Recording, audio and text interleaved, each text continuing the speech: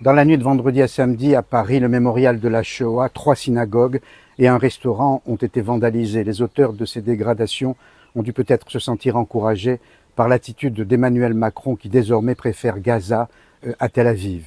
Le président français semble oublier qu'il a été élu pour diriger la France et seulement la France, mais n'étant plus prophète en son pays qui laisse exsangue dettes abyssales, criminalité galopante, islamisme triomphant, pays ingouvernable.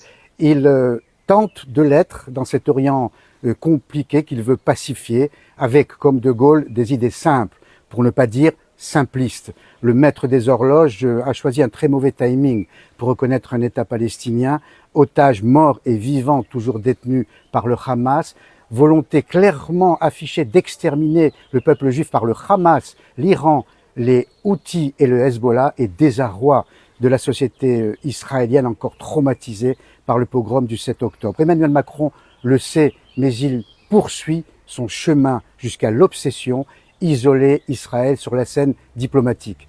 Cette mise en quarantaine qu'il appelle de ses voeux a en fait déjà commencé ici même en France et même en Europe. La communauté juive française, humaniste, démocrate, qui tous les samedis fait une prière pour la République française, se sent aujourd'hui seule, agressée, insultée, harcelée, quand elle n'est pas assassinée par des islamistes.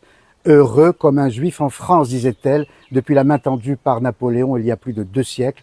Malheureux comme un juif en France, murmure-t-elle aujourd'hui, et c'est peut-être la seule trace qu'Emmanuel Macron laissera dans l'histoire.